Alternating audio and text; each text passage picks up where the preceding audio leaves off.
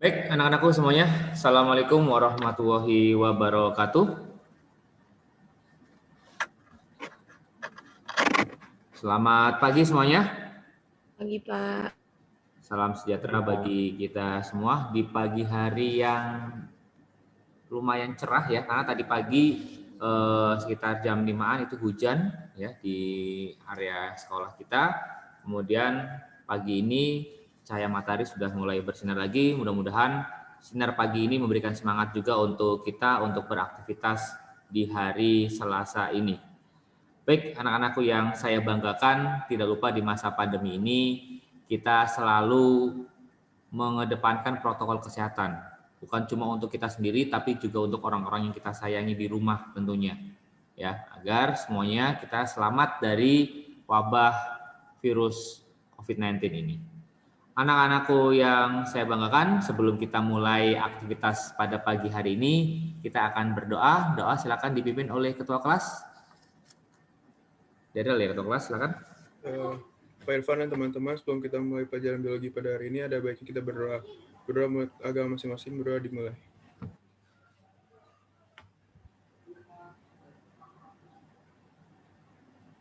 Berdoa selesai. Oke, terima kasih Daryl atas doa yang telah dipimpin. Baik, anak-anakku, sebelum kita mulai kegiatan pada pagi hari ini, saya akan mengecek kehadiran kalian terlebih dahulu.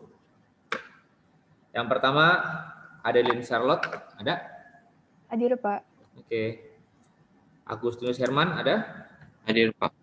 Oke. Kemudian Alde Krista, Tata? Hadir, Pak. Oke. Yara? Hadir, Pak. Hadir. Axel izin pramuka tadi ya, panitia pramuka. Kemudian Binsar, Gabe juga izin. Cia? Hadir, Pak. Daryl? Hadir, Pak. Darren? Hadir, Pak. Diana Anabel? Hadir, Pak. Dona Yasmin? Hadir, Pak. Gisela Gwen? Hadir, Pak. Iren? Hadir, Pak. Ivan Setiawan? Hadir, Pak. Marsha? Hadir, Pak. Matthew? Hadir, Pak. Hadir. Melan? Hadir, Pak. Hadir. Michael? Hadir, Pak. Oke. Misael Enoch? Oh ya, pramuka ya. Kemudian Muhammad Iqbal? Hadir, Pak. Muhammad Rifki? Oh izin tadi dia pergi. Ada acara keluarga. Kemudian Rosa? Hadir, Pak. Syifa?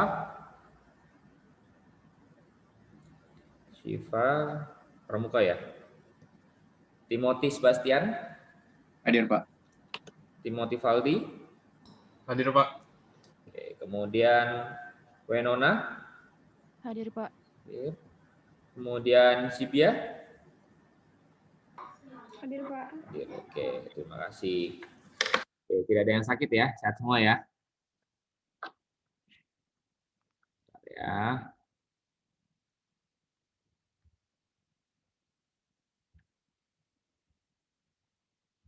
Baik, anak-anakku, sebelum kita masuk ke pelajaran hari ini, di pertemuan sebelumnya kita sudah belajar mengenai apa itu definisi pertumbuhan, apa itu definisi perkembangan, ya.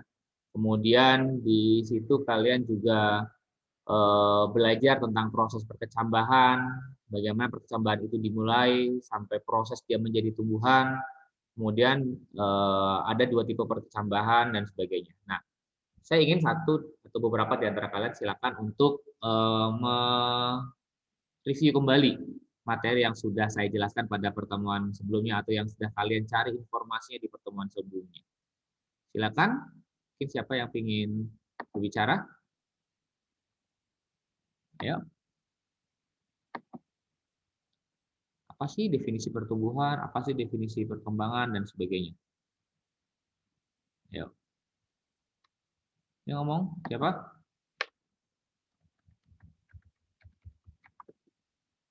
Ayo. Saya, Pak. Siapa? Daryl. Oke, Daryl. Silakan Daryl. Perkecambahan itu dimulai dari yang namanya proses imbibisi. Itu masuknya air ya.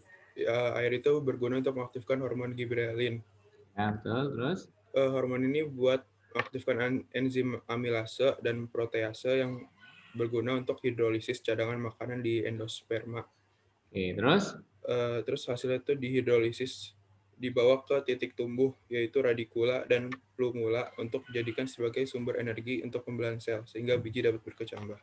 Oke, jadi proses perkecambahan itu dimulai dari proses imbibisi, ya Daryl ya. Ya, tadi Daryl sudah menjelaskan proses imbibisi. Imbibisi yaitu proses masuknya air. Proses masuknya air ke dalam biji. Nah, air yang masuk ke dalam biji ya, itu mengaktifkan hormon apa tadi Daryl? Hormon apa yang diaktifkan oleh air? Hormon gibberellin. Gibberellin, betul. Gibberellin yang telah diaktifkan oleh air nanti akan memicu proses hidrolisis cadangan makanan. Ya, di biji itu ada cadangan makanan yang tersimpan di endosperm. Ya, karena pengaruh dari gibberellin, maka aktiflah enzim-enzim untuk menghidrolisis cadangan makanan, yaitu enzim amilase dan protease. Sehingga cadangan makanan yang ada di biji kemudian bisa terhidrolisis dan akhirnya dikonversi menjadi energi yang nanti akan dijadikan sebagai energi untuk proses pembelahan sel yang ada di titik tumbuh pada biji, ya, yaitu pada plumula, ya, dan pada radikula, ya, itu. Nah, kemudian satu lagi yaitu proses perkecambahan, ada 2 tipe. Ya, masih ingat mudah-mudahan kalian 2 tipe perkecambahan itu apa dan bagaimana prosesnya? Ayo, siapa yang mau mereview? Saya mau coba, Pak. Dona ya? Oke, Dona. Yang keras lagi Dona ya suaranya. Iya, ada epigeal sama hipogeal. Kalau misalnya epigeal itu perkecambahannya kotiledonnya itu keangkat ke atas. Kalau misalnya hipogeal dia tetap di dalam tanah. Nah, kalau untuk contohnya itu, kalau misalnya epigeal itu kayak kacang hijau, terus kalau misalnya untuk hipogeal itu kayak jagung. Oke, jadi perkecambahan epigeal, perkecambahan di mana kotiledon ya. Masih ingat ya kotiledon kemarin struktur biji di LKPD kalian sudah mengerjakan tentang struktur biji bahwa ada bagian namanya kotiledon atau kuping biji. Itu terangkat ke atas tanah jika pada perkembangan epigeal, perkecambahan epigeal. Kemudian pada perkecambahan hipogeal, kotiledonnya tetap berada di dalam tanah. Itu Dona ya. Baik, terima kasih. Berarti sebagian dari kalian, mudah-mudahan kalian masih ingat juga semuanya ya, tentang proses perkecambahan, tentang tipe-tipe perkecambahan, dan sebagainya. Baik, sebentar.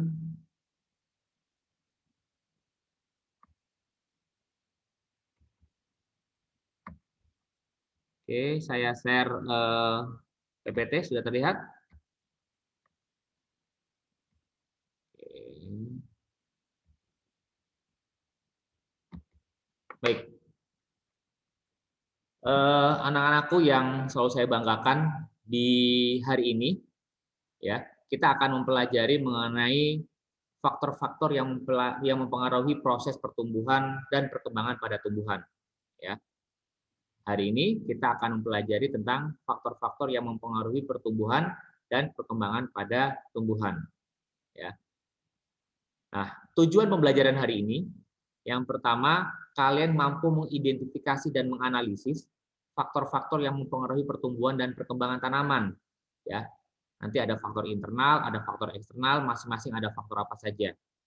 Ya, kalian harus memahami, mampu mengidentifikasi, setelah itu kalian mampu menganalisis peran dari faktor-faktor itu untuk apa sih buat pertumbuhan dan perkembangan pada tanaman.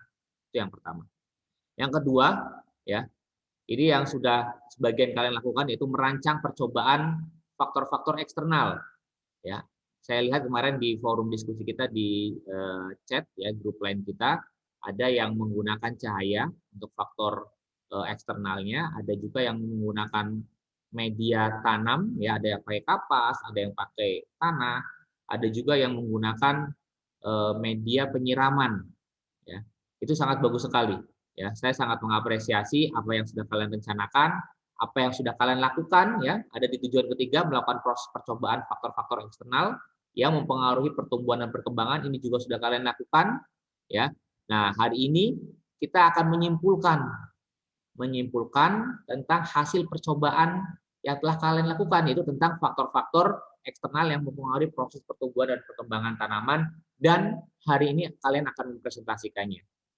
Oke, tentunya kalian sudah siap ya dengan presentasi kalian nanti, dan saya harapkan semuanya nanti sudah terinput ke Google Classroom ya, untuk bisa dijadikan sebagai penilaian saya sebagai portofolio kalian.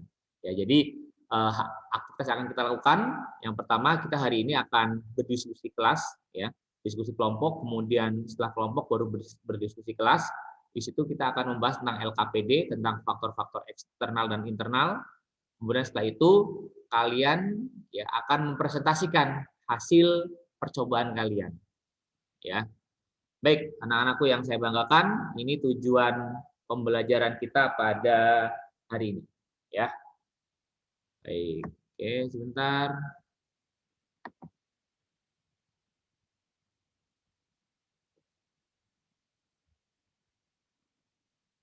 Oke. Semuanya simak ya tayangan video yang saya akan share.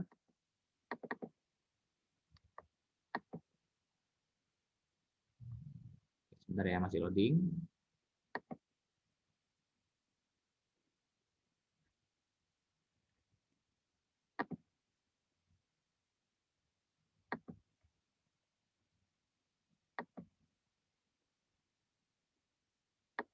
Oke.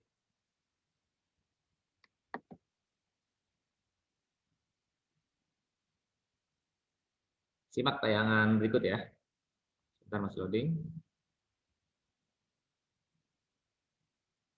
Oke.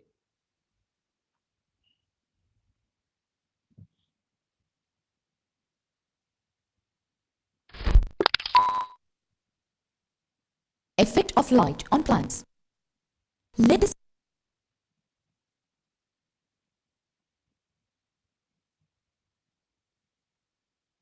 study the effect of light on plants. When plants are kept indoors for a few days, their leaves start becoming yellow and the plants do not look healthy. For plants to be healthy, they require sufficient sunlight. This is because light is essential for the plants for photosynthesis. If a plant receives less than required amount of light in a day, it cannot prepare sufficient food to remain healthy. For example, in dense forests, small plants cannot grow properly because they do not get sufficient sunlight. This is because the thick canopy of leaves does not allow much light to reach the ground. Keep a potted plant near a window from which sunlight is coming in. After some period, we can see that the stem bends towards the window.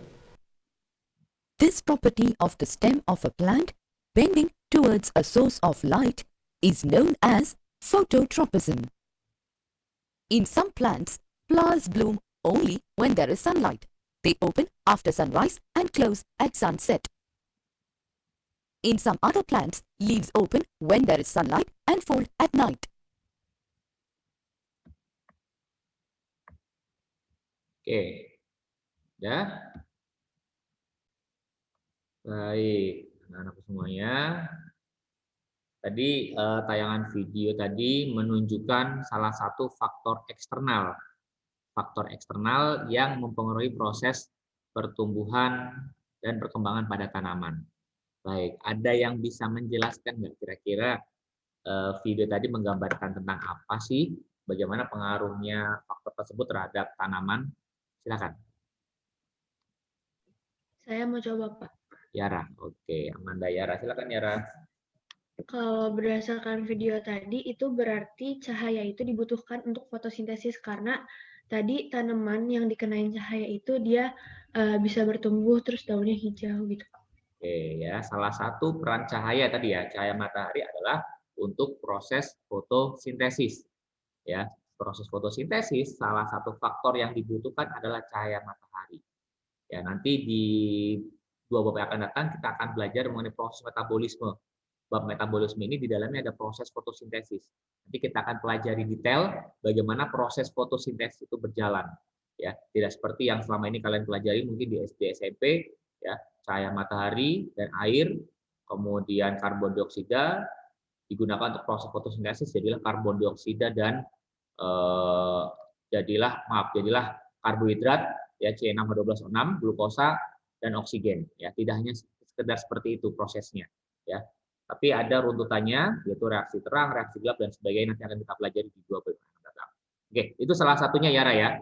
Jadi cahaya matahari salah satu faktor eksternal dibutuhkan untuk proses fotosintesis sebagai tumbuhan dalam menghasilkan nutrisi. Oke, terima kasih Yara. Mungkin ada yang lagi? Ada yang lain lagi? Silakan yang lain. Saya mau coba, Pak.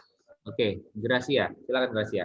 Fungsi cahaya yang lain buat tanaman itu, cahaya juga berpengaruh sama gerak ujung tanaman ke arah cahaya. Jadi tumbuhnya dia ke arah cahaya. Betul. Gerak ujung tanaman menuju ke arah cahaya. Ya, ada respon dari tumbuhan ya.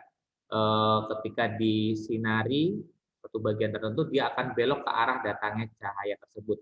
Namanya gerak apa sih? Ya. Fototropisme ya, Pak? Ya, fototropisme ya, sudah kalian pelajari di SMP ya, di materi pekataran perangsangan ya. Gerak pada tumbuhan ya. Salah satu gerak pada tumbuhan yang dipengaruhi rangsangan adalah fototropisme, di mana gerak ujung batang tanaman mendekati arah datangnya cahaya matahari. Nah, kenapa bisa seperti itu nanti kita pelajari juga di bab ini. Ya. Oke, mungkin dari tayangan video tadi silakan ada yang ingin bertanya, mungkin ada sesuatu yang mengganjal di kalian. Silakan. Saya Pak mau tanya. Gerak tumbuhan. Vira ya? Ya. Ya. Vira. Silakan Vira. Gerak tumbuhan itu kenapa selalu ngedekat ke arah cahaya ya, Pak? Nah, tadi yang disampaikan oleh Cia ada fototropisme. Ya, salah satu batang tanaman ketika dikenai cahaya matahari dia akan belok ke arah datangnya cahaya tersebut. Kenapa seperti itu sih? Ada yang bisa bantu jawab kira-kira? Saya mau coba jawab. Oke, Melan. Ya. Greni, ya. Silakan Mi. Berdasarkan yang saya baca di modul itu kan kalau misalnya untuk pertumbuhan tanaman itu kan ada faktor-faktor yang mempengaruhi. Ada faktor internal eksternal dan di salah satu faktor internal itu ada hormon. Nah, ada namanya hormon auksin. Hormon auksin ini mudah terurai karena cahaya, sehingga kalau misalnya batang yang terkena cahaya itu hormon auksinnya itu akan rusak sehingga sel-selnya menjadi pendek dan akhirnya membelok ke arah cahaya. Oke, keren Melan. Berarti Melan sudah baca duluan ya modul yang saya bagikan. Ya. Tidak percuma, saya 2 minggu yang lalu sudah membagikan ke kalian modul yang ada di Google Classroom. Nah, baca di situ sudah ada. Ya, nggak apa-apa. Melan sudah sedikit membaca. Tadi sudah menjelaskan bahwa ketika cahaya matahari mengenai salah satu sisi batang, maka ada satu hormon yang mengalami kerusakan, yaitu hormon auksin. Hormon auksin mempengaruhi proses pertumbuhan sel. Ya, ketika hormon auksin rusak, maka pertumbuhan tidak optimal sehingga sel-selnya lebih pendek. Ya, karena sel-selnya pendek, maka batang yang dikenai cahaya matahari tadi akan belok ke arah datangnya cahaya matahari. Ya, sedangkan sisi yang tidak terkena cahaya itu pertumbuhannya optimal karena hormon auksinnya tidak rusak. Itu alasannya ya, Vira ya, kenapa belok ke arah datangnya cahaya matahari. Ya. Oke, nah tadi Mela sudah baca, mungkin dari kalian juga sudah baca beberapa. Selain cahaya, ada faktor lain apa sih yang mempengaruhi proses pertumbuhan tanaman? Ya, ada yang tahu? Saya mau coba jawab, Pak. Apa? Anabel, oke, silakan Anabel. Ada faktor lain yaitu faktor dalam atau internal, yaitu ada gen, hormon, nutrisi, dan air. Oke, nutrisi kalau faktor dalam itu tadi ada gen dan hormon. Kalau nutrisi dan air itu faktor apa? Oh iya, itu faktor luar. Ya, faktor luar, betul. Jadi ada faktor dalam dan faktor luar. Sebentar, saya share dulu ya.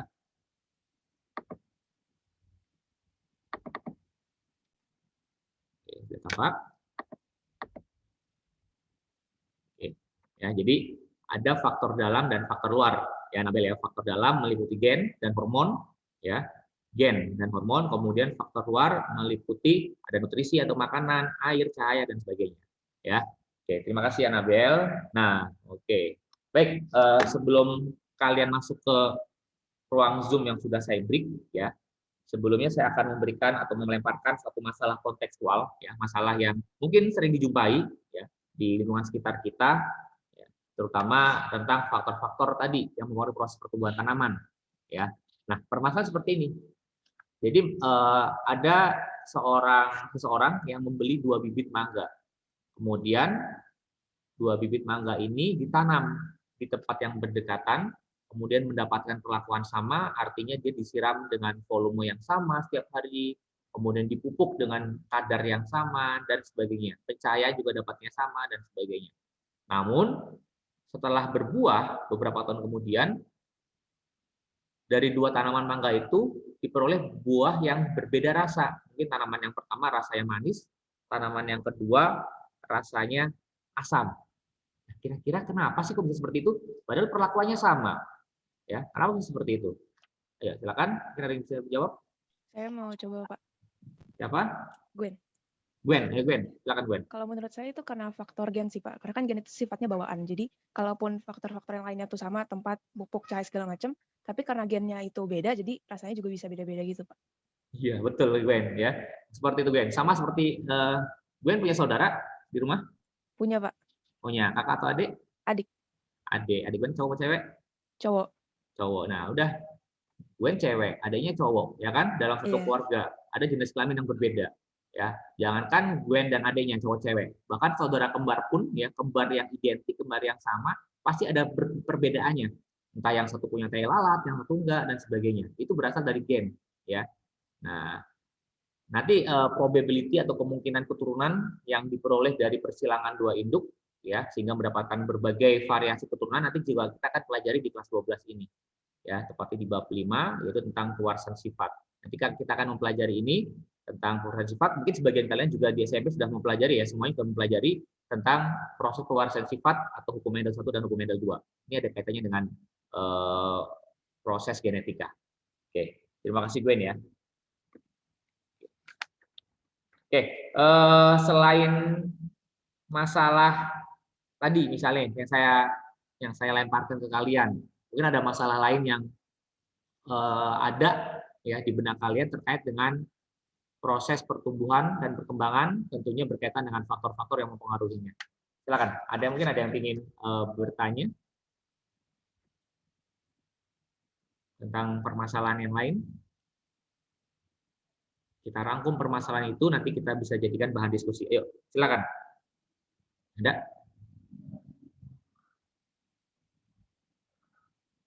Ayo, ada? Dari tayangan video tadi juga bisa jadi masalah, ada banyak masalah loh tadi loh.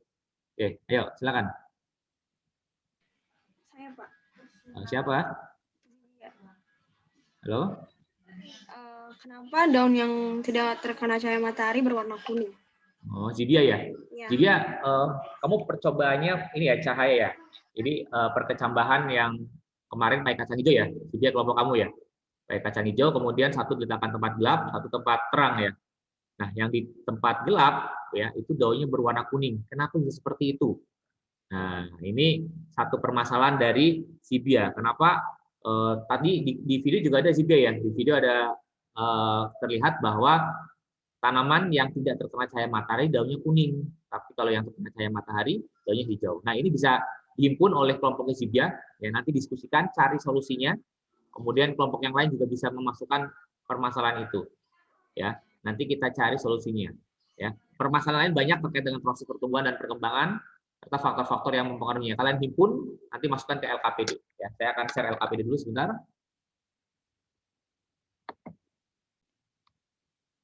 Di GC sudah ada LKPD-nya ya. Saya sudah memasukkan LKPD di GC. Silakan dibuka. Saya buka dulu.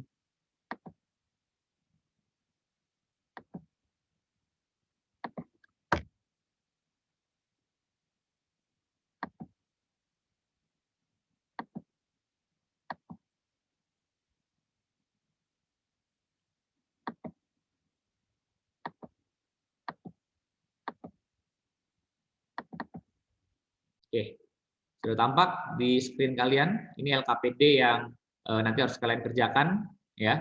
Di sini ada 3 aktivitas. Aktivitas yang pertama adalah kalian cari permasalahan, ya. Ini masalah yang saya lemparkan tadi. Silakan jawaban apa tadi, Gwen, bisa kamu masukin di sini. Tambah lagi pernyataan-pernyataan lain dari kalian, ya. Kemudian cari permasalahan lain lagi, kemudian masukkan ke sini dan diskusikan permasalahan tersebut dengan teman sekelompok kalian, ya, untuk nanti dipresentasikan, ya. Itu aktivitas yang pertama. Aktivitas yang kedua adalah kalian mengidentifikasi faktor-faktor internal dan faktor eksternal terkait dengan proses pertumbuhan dan perkembangan. Ada faktor internal yaitu faktor gen dan hormon. Gen, ya, tadi ada gen yang dijelaskan oleh Gwen, pengaruhnya apa terhadap proses pertumbuhan dan perkembangan. Hormon juga tadi di awal Daryl sudah menjelaskan bahwa ada satu hormon yang mempengaruhi proses perkecambahan, yaitu hormon giberelin, ya. Selain untuk perkecambahan, giberelin untuk apa? Silakan kalian tulis. Kemudian hormon yang lainnya ada hormon auksin, tadi Mela menjelaskan tentang hormon auksin, ya, Mi, ya. Masukkan juga ke sini, dan hormon-hormon yang lainnya. Kemudian selain faktor internal ada faktor eksternal. Ya, ada cahaya, tadi barusan kita bahas cahaya, ada faktor eksternal lain, ada air, nutrisi, dan sebagainya. Silakan masukkan di sini, nanti kita diskusikan, ya. Dan yang terakhir adalah aktivitas yang ketiga, ya. Ini aktivitas yang berkaitan dengan percobaan kalian yang sudah kalian yang sudah kalian lakukan di rumah, ya, per kelompok. Nanti silakan kalian presentasikan, ya, dan jawab pertanyaan yang ada. Baik, ada pertanyaan dengan aktivitas kita pada hari ini untuk kelompok terkait dengan LKPD? Ada? Tidak ada, saya akan buka ruang Zoom meeting-nya untuk saya break. Oke, sudah saya break. Saya kasih waktu ke kalian untuk masuk ke ruangan masing-masing. Ya, silakan diskusi aktif. Nanti saya akan masuk ke ruang diskusi kalian. Ya, jangan lupa untuk masing-masing ketua kelompok untuk merecord masing-masing aktivitas di dalam diskusi. Itu untuk penilaian juga ke saya, penilaian keaktifan kalian ketika berdiskusi di kelompok. Terima kasih. Oke, silakan masuk. Masih ingat ya kelompoknya, ya?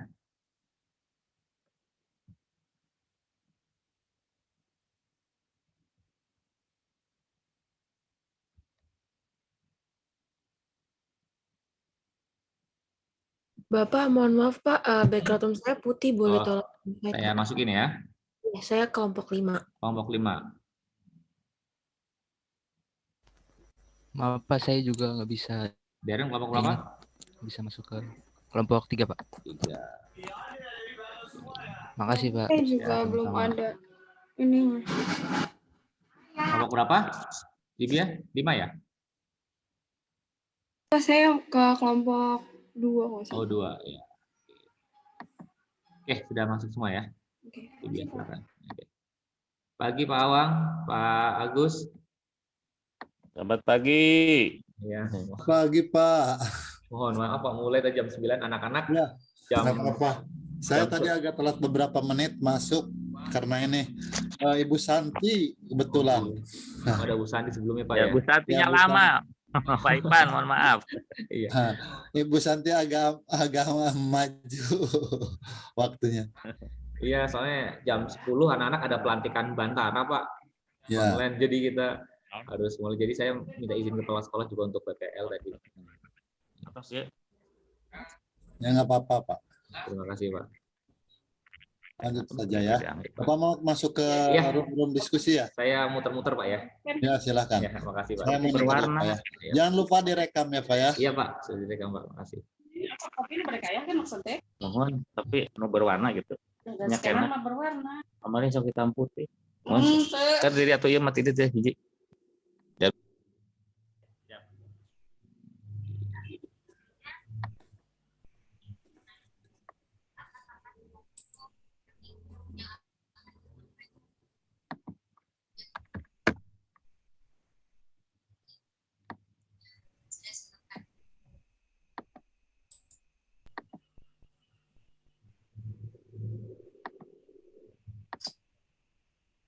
Bapak. Oke, kelompok 1 ya, Dona ya? Iya, Udah Pak. direkod, Dona? Ya. Ya, oke. Oke, tadi ada beberapa permasalahan ya yang dimasukkan oleh Zibia terkait dengan pengaruh cahaya terhadap warna daun. Ya, kalau di tempat gelap warnanya kuning, tempat terang warnanya hijau. Ini juga kelompok kalian tentang cahaya kalau nggak salah ya. Nah, itu juga bisa dicari solusinya kenapa seperti itu. Ya, kemudian dari data yang sudah kalian diskusikan kemarin, kan kalau tempat terang tempat terang itu batangnya lebih tinggi, tapi tempat gelap batangnya lebih saya kebalik. Kalau batang gelap ya, kecaba itu tumbuh sangat cepat, batangnya tinggi banget. Tapi kalau yang di tempat terang batangnya lebih pendek, namun warna daunnya hijau. Kalau tempat terang lebih segar. Kalau yang tempat gelap daunnya malah kecil, kuning dan layu batangnya. Nah, kenapa bisa seperti itu, Don? Don. Oke, cari istilah yang namanya etiolasi, Dona. Etiolasi itu adalah masih di mute, Don.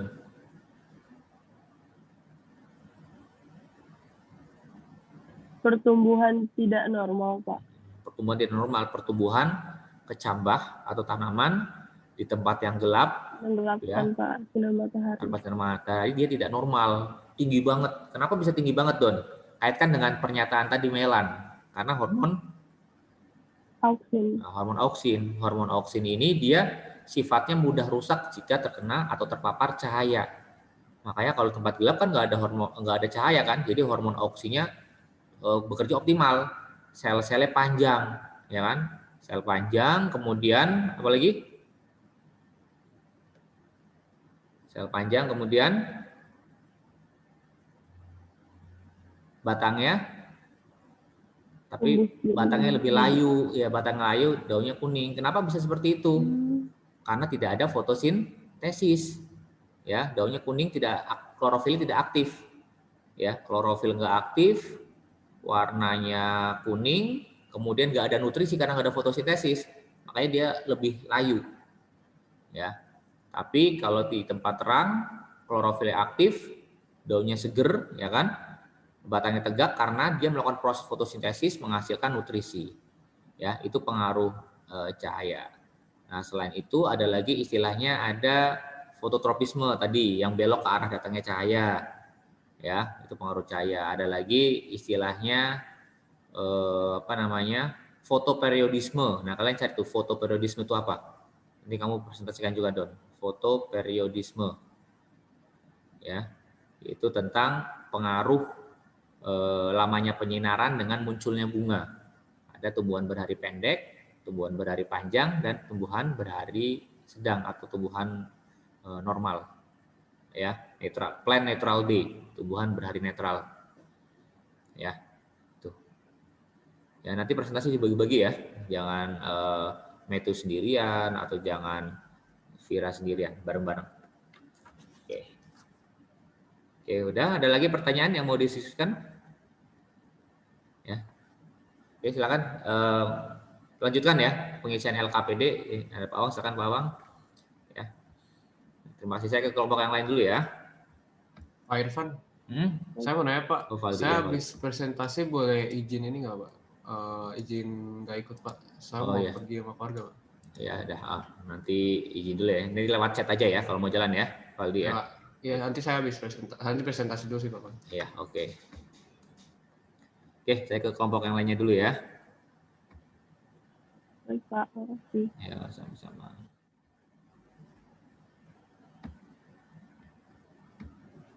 Apabila terlalu banyak menyiramkan air bisa membuat akar tanaman menjadi tidak sehat, katanya gitu.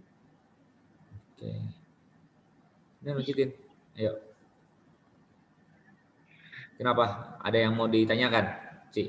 Ini Pak, kita lagi kan yang aktivitas satu yang bikin permasalahan itu. Kita tuh permasalahannya kenapa tanaman yang kalau misalnya dikasih banyak air tuh malah jadi layu gitu. Oke. Kenapa bisa seperti itu?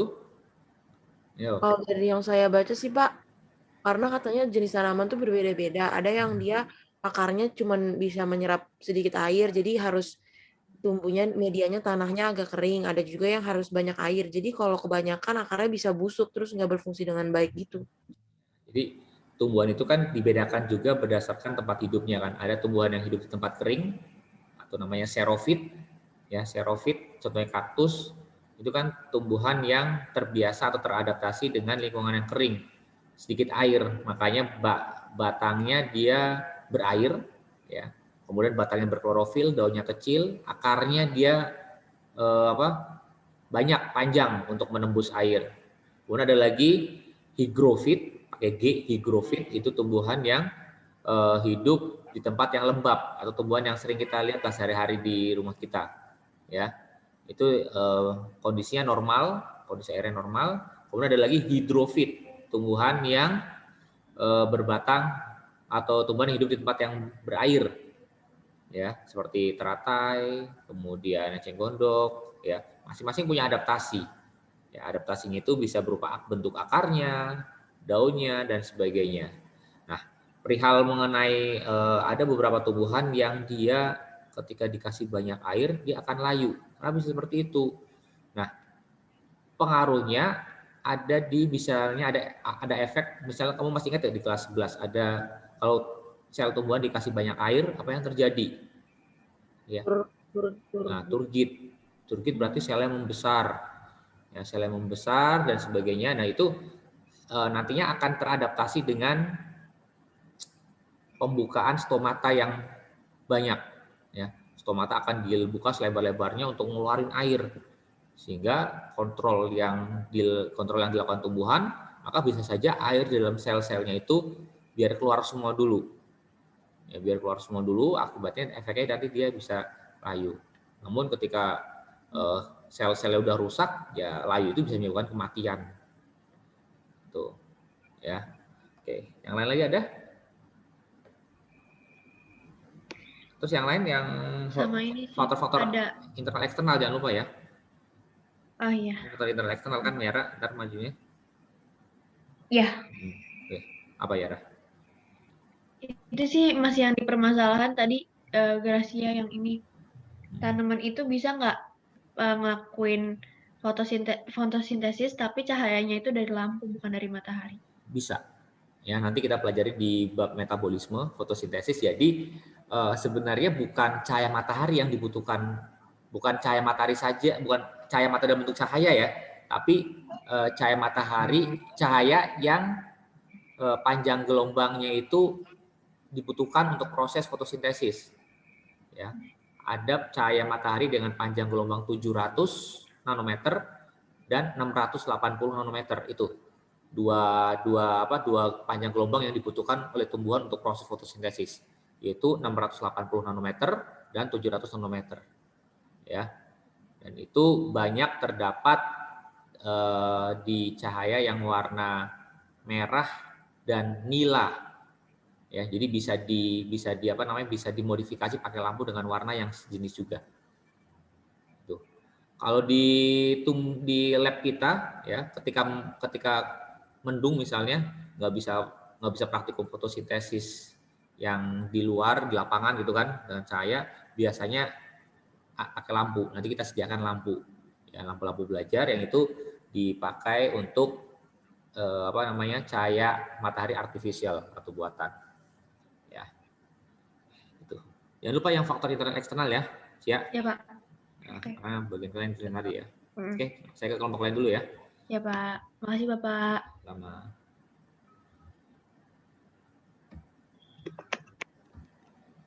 Lebih berkualitas nggak sih? Kayaknya sih yang dilihat dari tingginya doang, tapi nggak tahu sih. Kalau masalah kualitasnya kayaknya sih bagus benar. Gimana? Ada yang mau didiskusikan? Ya Pak, kamu bingung yang lebih optimalnya. Gimana Mela? Putus suaranya. Namun tanggal 21 dia. Herman di mute dulu. Nah, oke. Gimana? Kami bingung untuk menentukan kecambah mana yang tumbuhnya paling optimal, karena kalau dari data yang kami temukan itu kan air biasa terbukti lebih bisa membuat tanamannya tumbuh lebih cepat dari segi tingginya.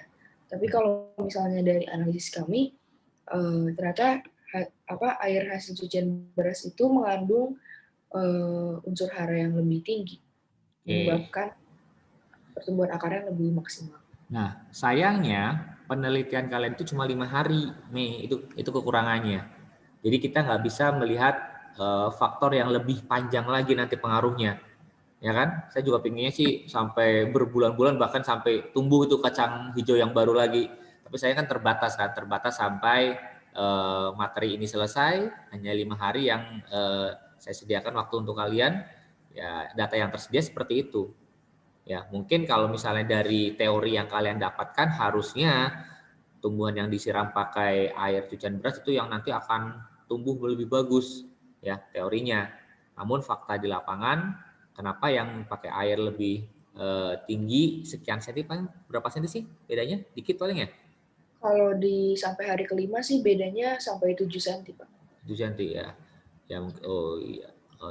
Jadi saya rasa sih ini karena bisa karena faktor bijinya, ya mungkin bijinya beda kualitasnya, ya artinya gennya juga beda tadi Gwen ya. Bisa satu biji ini berasal dari tanaman yang mana, kan kita nggak tahu. Kalau di pasar kan kita beli tinggal dapat plastik gitu kan, nggak bisa kita tentukan kan. Jadi ini bisa jadi faktor gennya menentukan pada saat awal perkecambahan, ya mungkin hormon giberelin yang di biji kedelai yang di air biasa mungkin lebih aktif daripada hormon giberelin yang di air cucian beras. Ya, yang kita harapkan kan air cucian beras lebih tinggi kan. Ini bisa kita lihat seharusnya di waktu yang lebih lama lagi, tapi kalau cuma 5 hari saja ya hanya datanya seperti ini. Ya, tulis saja apa adanya, ya. Terus kamu tulis di keterangan, harusnya ini lebih bagus karena ini, namun karena penelitiannya hanya 5 hari ya datanya seperti itu. Gitu loh, nih, ya. Kemudian faktor internal, faktor eksternal udah belum nih? Udah, Pak. Udah. Oke, faktor eksternal apa ini berarti nutrisi. Ya, tadi nutrisi ya kamu ya. Nanti Melan yang nutrisi atau yang itu? Tentu dua. Presentasi kan ada faktor internal, faktor eksternal ya nanti ya. Kita di itu Pak, di aktivitas 1. Satu ya, kamu 1 ya, bukan yang 2 ya. 1 udah ada masalahnya? Udah Pak. Udah, oke. Udah, saya ke kelompok berikutnya lagi ya. Tadi dosen udah masuk belum? Belum. Oke, berarti ntar kalian masukkan belum. Oke, kemudian saya ke kelompok lain dulu ya. Kelompok 4. Pembagiannya gimana? Oke, selamat pagi. Pagi, Pak. Kelompok berapa nih? 4 ya? Oke. Kelompok 4. Ada masalah yang mau diskusikan dengan saya? Itu apa yang faktor eksternalnya boleh dilebihin nggak Pak? Boleh. Soalnya kan itu 4, ya. Tapi ya boleh sekali Ivan. Ya, ada faktor eksternal apa yang mau tambahin? Apalagi yang kalau kalian tulis faktor eksternal ya? Ada air dan kelembapan, ada juga suhu, terus ada tanah juga Pak. Tanah, suhu. Nah, saya mau tanya suhu terkait dengan proses perkecambahan. Terkait dengan proses pertumbuhan tanaman, pengaruh suhu seperti apa sih? Siapa yang mau jawab? Apa? Ayo. Lebih ke penyerapannya nggak sih Pak? Kayak kalau suhunya lebih rendah, kayak penyerapan airnya juga berbeda. Kalau misalnya suhunya tinggi juga, makanya kayak tumbuhan di daerah tropis sama di daerah dingin itu beda-beda juga pertumbuhannya. Tumbuhan penyerapan air ya maksudnya Van ya? Iya. Itu terkait dengan proses penguapan juga kan. Jadi semakin tinggi suhu, proses penguapan semakin cepat kan, semakin panas kan. Nah, kalau penguapan cepat maka penyerapan air juga semakin cepat. Makin cepat. Makanya tadi Ivan betul tadi terkait dengan proses penyerapan air juga, kalau suhunya tidak terlalu tinggi atau rendah ya sudah seperti itu. Oke, terus ada lagi? Saya mau nanya Pak. Ya, kalau di modul Bapak kan air sama kelembapan tuh dijadiin satu. Kalau misalkan di buku saya itu air sama kelembapan dibedain gitu. Dipisah aja nggak apa-apa. Dipisah aja boleh ya. Kenapa jadi satu? Karena kelembapan itu kan dipengaruhi oleh air juga kan salah satunya. Misalnya sekarang di luar nih, tadi hujan, ya, sama kemarin panas banget. Ya, panas banget sama sekarang habis hujan, lebih lembab yang mana?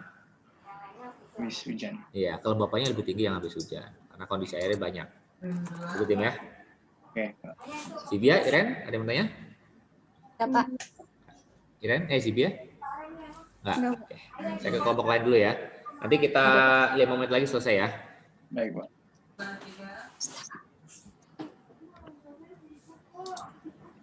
Itu tadi air dan kelembapan nggak disatuin aja? Enggak. Mirip-mirip juga sih. Satuin aja ya. Iya, satuin aja kayaknya. Kelompok 3. Tata, gimana Tak? Udah selesai, Pak. Udah selesai. Oke. Ada yang mau diskusikan dengan saya? Enggak ada. Nggak ada. Tidak, Pak. Oke, keren. Oke. Thank you. 5 menit lagi ya. Sekitar 5 menit lagi selesai ya. Saya ke room utama untuk ngasih pengumuman dulu. Baik, Pak. Oke, terima kasih. Ya, Pak. Oh my God. Kenapa cepet banget? Oh my God.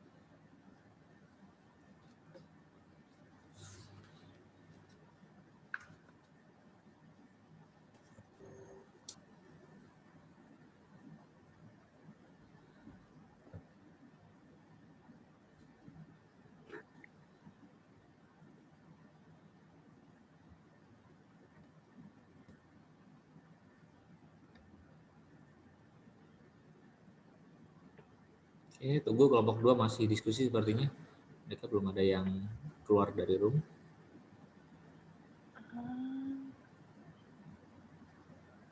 Oke, dah semua ya. Oke, sudah semua luar biasa. Luar biasa. Tadi saya masuk ke ruangan kelompok kalian masing-masing ya. Diskusi berjalan cukup interaktif ya. Tadi masih ada satu kelompok yang masih bingung karena masih awal mungkin ya, masih belum panas ya, masih belum menemukan ritme untuk diskusi. Tapi overall kegiatan diskusi kelompok kalian berjalan sangat luar biasa. Beberapa kelompok juga menanyakan beberapa hal tadi ke saya. Baik, anak-anakku yang saya banggakan, silakan buka LKPD kalian. Ya, ada aktivitas 1, aktivitas 2, dan aktivitas 3. Nah, saya ingin masing-masing aktivitas, itu aktivitas 1 dan aktivitas 2, silakan 2 kelompok untuk presentasi. Yang pertama di aktivitas 1 dulu. Siapa yang mau presentasi di aktivitas 1, kelompok mana? Yuk. Tadi masing-masing dari kalian sudah saya jadikan co-host, jadi bisa presentasi. Kalau ingin presentasi ada yang ditampilkan untuk aktivitas presentasi kalian. Oke, satu kelompok dulu untuk aktivitas 1. Siapa? Yuk, silakan. Kelompok 2, Pak. Saya buat. Di kelompok Gwen, kelompok 2 kalau nggak salah Gwen ya? Betul, Pak. Ya, silakan Gwen. Mau ada yang dipaparkan? Ada, Pak. Ayo, silakan.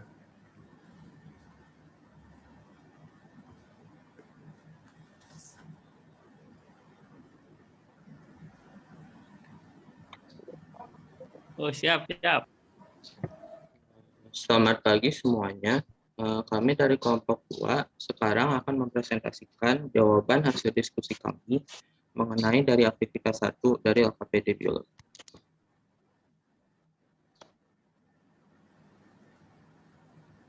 Di sini kita menemukan sebuah masalah, yaitu mengapa jika seseorang membeli 2 bibit mangga, kemudian ditanam dan mendapat perlakuan yang sama, tetapi setelah 5 tahun kemudian buah mangga yang dihasilkan dari kedua tanaman tersebut berbeda. Kudu milih anu telada ya. Dari analisisnya sudah kami diskusikan sebelumnya, kami menemukan bahwa hal tersebut dapat terjadi karena adanya faktor-faktor internal maupun eksternal yang dapat mempengaruhi proses pertumbuhan dan perkembangan tanaman tersebut. Sepertinya sudah kita bahas dalam diskusi bersama Pak Irfan juga sebelumnya. Faktor internal meliputi itu ada gen dan hormon, sedangkan faktor eksternalnya ada nutrisi, suhu, cahaya, air dan kelembapan, serta tanah. Jika kedua bibit mangga ditanam dan mendapatkan perlakuan yang sama, memungkinkan bahwa faktor eksternalnya tidak terlalu berpengaruh karena suhu, nutrisi, cahaya, tanah, air, dan kelembapan yang diberikan itu sama. Namun, belum tentu kedua bibit mangga tersebut memiliki faktor internal, yaitu gen dan hormon yang sama. Bisa jadi salah satunya memiliki gen dan hormon yang lebih baik dari yang lainnya, dan bisa menyebabkan proses pertumbuhan dan perkembangan tanaman tersebut berbeda, khususnya dalam hal ini adalah rasa. Faktor yang paling berpengaruh dalam kejadian ini adalah gen. Gen itu merupakan substansi pembawa sifat yang diturunkan dari induk ke generasi selanjutnya, dan dapat mempengaruhi ciri dan sifat makhluk hidup, di mana pada tanaman mempengaruhi bentuk tubuh, warna bunga, dan rasa buah. Tanaman yang memiliki gen tubuh yang baik akan tumbuh dan berkembang cepat sesuai dengan periodenya, serta memungkinkan juga untuk menghasilkan buah dengan rasa yang lebih baik. Nah, selain permasalahan yang tadi, kita juga menemukan beberapa permasalahan lagi. Yang pertama itu, mengapa tumbuhan ketika menerima terlalu banyak air malah layu dan gak jadi tumbuh gitu? Jawabannya, proses pertumbuhan biji memang membutuhkan air. Namun, jika biji tersebut terlalu banyak menerima air, maka sel-sel pada biji akan menyerap air yang berlebihan, sehingga mengakibatkan dinding sel biji mengalami pelunakan dan kinerja organel sel akan terhambat. Selain itu, terlalu banyaknya air ini juga dapat menjadikan biji sebagai tempat berkembangnya bakteri dan membuat biji tersebut menjadi cepat busuk.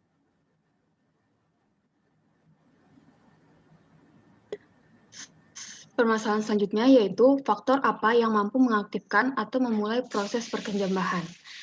Jadi faktor yang dapat mengaktifkan atau memulai proses perkecambahan yaitu proses masuknya air ke dalam biji yang disebut dengan imbibisi.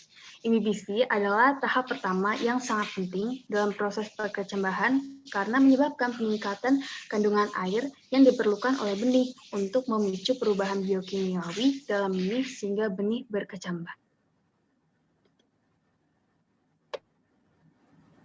Permasalahan ketiga yang kami temukan yaitu mengapa kotiledon tumbuhan ada yang tetap di dalam tanah atau hipogel dan ada yang terangkat ke permukaan atau epigel.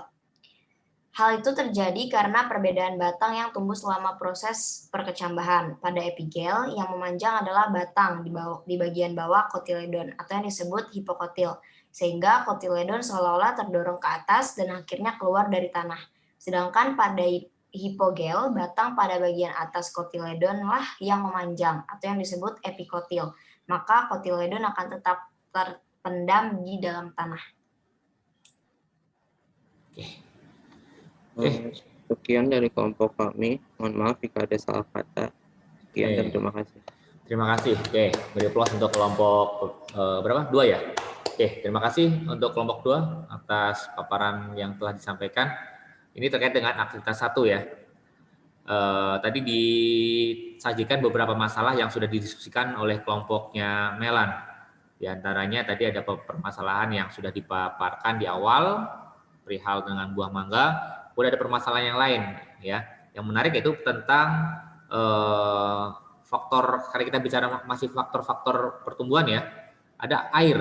Ya, kalau yang lain tadi saya lihat ada masih terkait dengan perkecambahan, ya, yang epigel dan hipogel. Tapi yang saya catat di sini adalah ada faktor eksternal yang lain yaitu air, ya. Air ini kenapa kalau misalnya terlalu banyak air justru malah membuat tumbuhan layu atau tanaman layu. Tadi sudah dijelaskan oleh kelompok Gwen. Oke, mungkin ada yang menanggapi dari kelompok lain atas jawaban atau permasalahan kemudian analisis jawaban yang dilemparkan dari kelompok 2. Oke, silakan. Ada tanggapannya?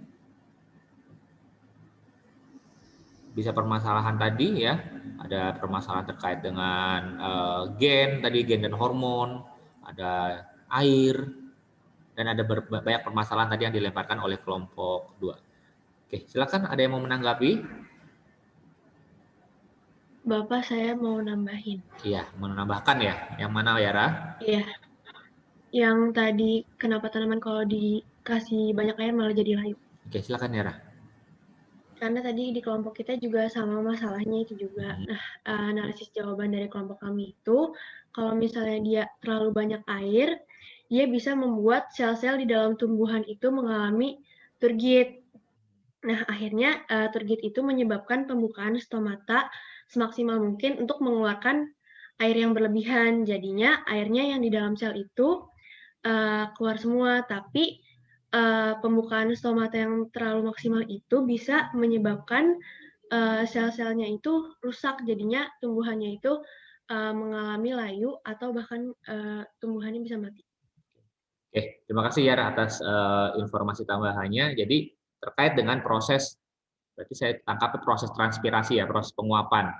Ya, kalau air yang kebanyakan, ya tadi juga dijelaskan di kelompoknya Melan, bahwa air yang kebanyakan juga bisa menyebabkan sel-selnya kemasukan air banyak. Nah, itu peristiwanya namanya turgid ya.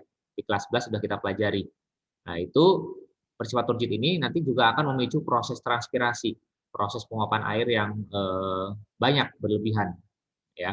Nah, turgid juga tadi dijelaskan di kelompok Melan menyebabkan sel-selnya rusak. Ya, Yara tadi Yara juga klorofilnya mungkin bukan di stomatanya, tapi lebih ke arah sel-sel yang mengalami turgid ya, itu mengalami kerusakan sehingga lama-kelamaan layu ditambah lagi dengan aktivitas pembusukan oleh bakteri. Ya. Oke, luar biasa. Terima kasih Yara, terima kasih kelompoknya Melan, kelompok 2, Melan, Ocha dan kawan-kawan. Sekarang untuk aktivitas yang pertama, masih di aktivitas yang pertama. Silakan, ayo. Kelompok yang lain lagi. Kelompok saya, Pak. Kelompoknya Daryl. Oke, silakan Daryl. Mau dipaparkan ya Daryl? Ya, oke. Selamat pagi Pak Irfan dan teman-teman. Pada kesempatan kali ini kami akan membahas mengenai aktivitas 1 dari kelompok 3. Pertama kita akan membahas pertanyaan mengapa jika seseorang membeli 2 bibit mangga kemudian ditanam dan mendapat perlakuan sama, tetapi setelah 5 tahun kemudian buah mangga yang dihasilkan dari kedua tanaman tersebut berbeda rasa. Jawabannya adalah karena terdapat faktor eksternal dan faktor internal. Faktor eksternal seperti pupuk, cahaya, air, dan suhu memang bisa disamaratakan kedua tanaman. Namun terdapat faktor internal yaitu gen yang dimiliki tiap mangga yang pastinya berbeda. Sehingga walaupun faktor eksternal sama, faktor internal yang membuat rasa kedua mangga tersebut berbeda. Kemudian untuk permasalahan yang pertama, mengapa ada bunga atau daun yang hanya terbuka saat ada sinar matahari? Jawabannya itu karena aktivitas dari daun atau bunga ini menunjukkan ciri peka terhadap rangsangan. Gerakan daun atau bunga yang menutup di malam hari ini disebut dengan niktinasi, yaitu gerak tidur pada tanaman yang disebabkan oleh kondisi ketiadaan cahaya matahari atau karena gelap. Lalu untuk permasalahan selanjutnya itu adalah kondisi lingkungan apa yang paling baik bagi tumbuhan untuk tumbuh. Secara umum ya nggak ada lingkungan yang paling baik, jadi setiap tumbuhan itu berbeda-beda. Jadi yang kondisi yang paling baik adalah jika tumbuhan itu tumbuh yang mendapatkan nutrisi, cahaya, suhu, dan air yang cukup sesuai dengan jenis tanamannya tersebut. Sebagai contoh, ada tanaman kaktus yang memerlukan suhu yang tinggi dibandingkan dengan bunga mawar yang memerlukan suhu yang lebih rendah untuk tumbuh. Kemudian kita lanjut ke permasalahan ketiga. Permasalahannya, mengapa tanaman yang kurang mendapat cahaya daunnya akan berubah menjadi warna kuning? Jawabannya, ketika tidak ada cukup air di tanah, maka tanaman akan kesulitan mengakumulasi nutrisi yang dibutuhkan untuk berfotosintesis. Akibat dari ini adalah kekurangan klorofil yang menyebabkan daun menguning. Kurangnya sinar matahari juga adalah alasan untuk mengapa daun menguning. Sekian presentasi dari kelompok kami. Terima kasih. Oke, terima kasih untuk kelompok berapa? 3 ya? 4? 3. Oke.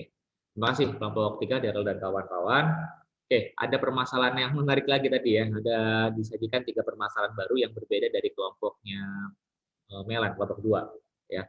Terkait dengan proses faktor-faktor apa saja yang dibutuhkan untuk proses pertumbuhan, kemudian kenapa tanaman yang diletakkan di tempat yang kurang cahaya daunnya malah kuning ya. Tadi dari pertanyaannya Zibia ya. Zibia menanyakan hal yang sama, kemudian sudah dijawab oleh kelompoknya Tata tadi, Krista ya, menjelaskan bahwa ada faktor klorofil ya, bahwa di tempat yang gelap klorofilnya tidak aktif ya, sehingga menguning. Oke, mungkin ada tanggapan dari kelompok lain terkait dengan pernyataan dari kelompok 3. Silakan. Jadi ada banyak permasalahan yang dilemparkan dari kelompok 3, mungkin ada yang menambahkan atau mungkin menyanggah. Ayo.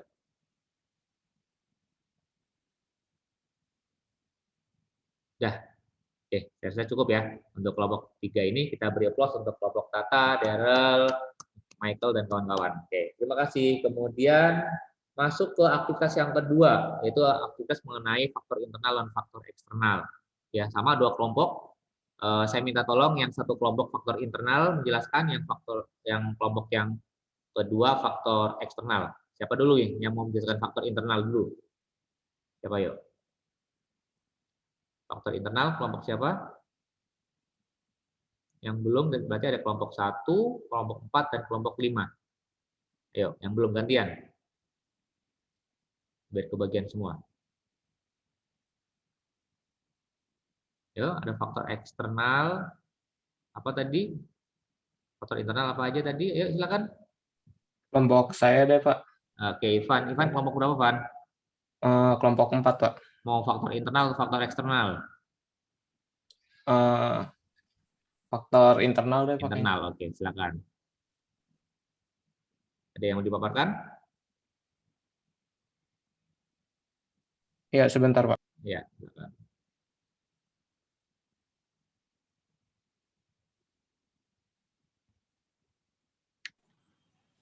Assalamualaikum warahmatullahi wabarakatuh. Selamat siang teman-teman semua. Kami dari kelompok 4 ingin mempresentasikan hasil kerja kelompok kami tentang faktor internal. Faktor internal yang pertama itu ada gen. Gen merupakan substansi pembawa sifat yang diturunkan dari induk ke generasi selanjutnya. Gen mempengaruhi ciri dan sifat makhluk hidup di mana pada tanaman mempengaruhi bentuk tubuh, warna bunga, dan rasa buah. Gen juga menentukan kemampuan metabolisme sehingga sangat mempengaruhi pertumbuhan dan perkembangan tanaman tersebut.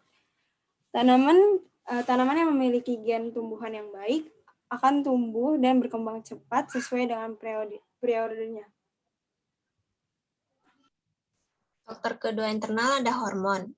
Hormon merupakan zat yang berperan dalam mengendalikan berbagai fungsi di dalam tubuh. Meskipun jumlahnya sedikit, hormon memberikan pengaruh nyata dalam pengaturan berbagai proses dalam tubuh. Terus dalam hormon itu juga ada beberapa tipenya ya, jenisnya. Yang pertama ada auksin, itu berperan untuk memacu proses pemanjangan, pembelahan, dan diferensiasi sel.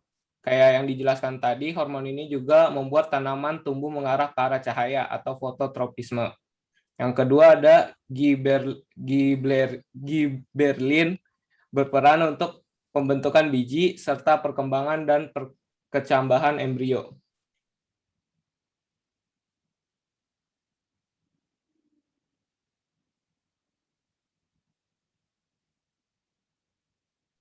Terus ada etilen juga berperan untuk pematangan buah dan perontokan daun. Yang keempat ada sitokinin berperan untuk pembelahan sel atau sitokinesis seperti merangsang pembentukan akar dan cabang tanaman.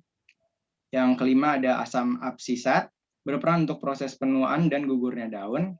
Yang keenam ada kaolin berperan untuk proses organogenesis tanaman. Dan yang ketujuh ada asam traumalin berperan untuk regenerasi sel apabila mengalami kerusakan jaringan. Sekian dari kelompok kami. Mohon maaf jika ada kesalahan. Terima kasih kelompok 4. Kita beri untuk kelompok 4. Ada yang typo itu, Ivan. Itu giberelin ya kan? Giberelin. Iya, kan? tadi harusnya giberelin. Kemudian yang 6, kalin bukan kaolin. Kalin. Ya. Oke, terima kasih. Oke, mungkin ada yang bisa menanggapi yang lainnya, kelompok yang lain? Bahkan mungkin ada yang kurang nih dari hormon-hormon ini, ada yang kurang nih peranan atau manfaatnya. Oke, ayo, ada yang mau menambahkan nggak? Udah? Ayo, kelompok yang lain menambahkan tentang, kok kayaknya hormon giberelin bukan cuma ini deh, kayak ada yang lain, atau hormon auksin kayaknya ada yang lain deh fungsinya selain ini. Yuk, coba di stop screen dulu. Pak, saya mungkin bisa menambahkan sedikit lagi, Pak. Siapa tuh? Oh, Timothy ya? Iya. Ya, Timothy. Jadi di hormon kalin itu ada 4 jenisnya. Dia punya fungsi sendiri-sendiri. Yang pertama ada rizokalin, hormon yang merangsang pembentukan akar identik dengan vitamin B. Lalu yang kedua ada kaulokalin, hormon yang merangsang pembentukan batang. Dan filokalin, hormon yang merangsang pembentukan daun. Serta yang terakhir, antokalin, hormon yang merangsang pembentukan bunga. Oke, cakep. Itu saja dari saya. Oke, gitu ya. Jadi kalin tadi dibedakan jadi 4. Ada rizokalin, filokalin, kaulokalin, dan antokalin. Jadi kalin ini adalah hormon yang membantu pembentukan organ. Kalau filokalin membentuk daun, ya kan? Kemudian rizo membantu membentuk akar, kaulokalin batang, dan antokalin membentuk bunga. Ya, sebentar. Sebelum masuk ke kelompok yang lain lagi ya.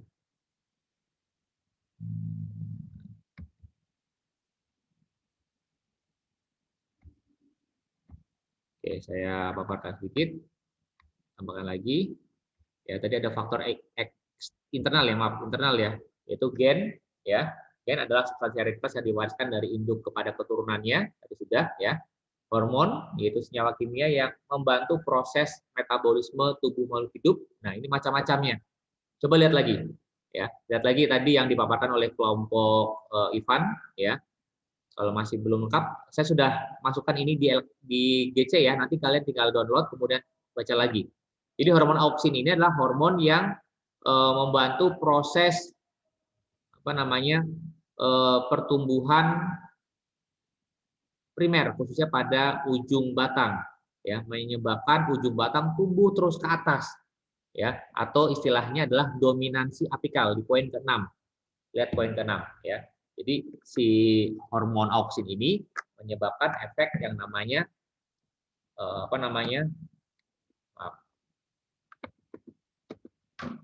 menyebabkan dominansi apikal. Apa itu dominansi apikal? Dominansi apikal adalah pertumbuhan batang tanaman terus ke atas. Makanya ketika bapak-bapak yang bekerja di taman, dia sering memotong bagian ujung dari pohon. Dipotong, apa efeknya?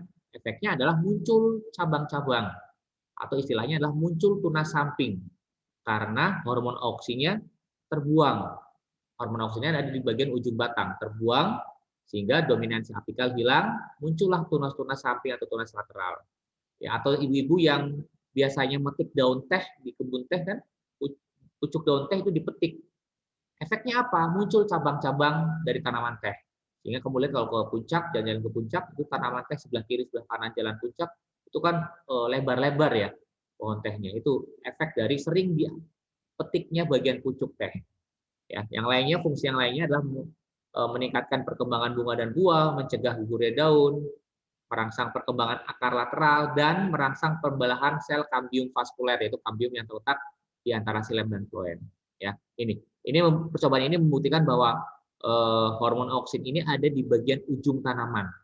Dengan cara memotong bagian ujung, kemudian diletakkan gelatin, gelatinnya diletakkan di sebagian batang tanaman, dampaknya bagian batang tanaman yang ditempel oleh gelatin yang sudah ditempel dengan ujung tanaman yang lain, itu akan membelok karena pertumbuhan sel-selnya lebih panjang, terserap auksinnya.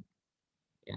Hormon yang lain yaitu sitokinin, merangsang pembelahan sel, memperkecil dominansi apikal, ya, kemudian mengatur pembentukan bunga dan buah, mempercepat pertumbuhan memanjang, menunda pengguguran daun dan bunga dan buah. Ya, merangsang pembelahan sel. Dari kata sitokinesis. Ya, sito itu sel, kinesis pembelahan. Jadi hormon ini adalah hormon yang merangsang pembelahan sel. Tadi sudah dijelaskan di kelompoknya Ivan juga. Giberellin, ya, selain dia menghilangkan dormansi pada biji, di poin keempat kamu lihat, ya, dia juga merangsang aktivitas enzim amilase, ya, dan proteinase untuk perkecambahan-kecambah. Kemudian mempengaruhi proses pemanjangan dan pembelahan sel, menghambat pembentukan biji dan merangsang proses pembungaan. Nah, asam absisat yaitu satu-satunya hormon yang menghambat pertumbuhan, tapi bukan dalam hal menghambat yang negatif. Menghambatnya ini untuk dormansi, untuk masa istirahat, agar tumbuhan ini bisa hidup pada saat kondisi lingkungan buruk, dengan cara menutup stomata, dengan cara menggugurkan daun, dan sebagainya. Kemudian gas etilen membantu mempercepat pemasakan buah, ya.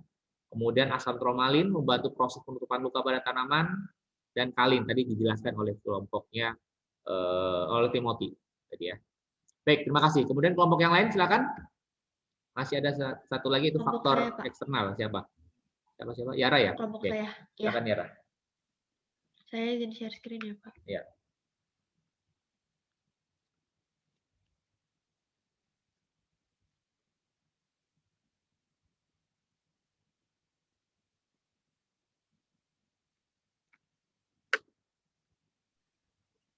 Selamat siang teman-teman semua. Kami dari kelompok 5 akan memaparkan jawaban kami tentang faktor eksternal yang mempengaruhi pertumbuhan tanaman.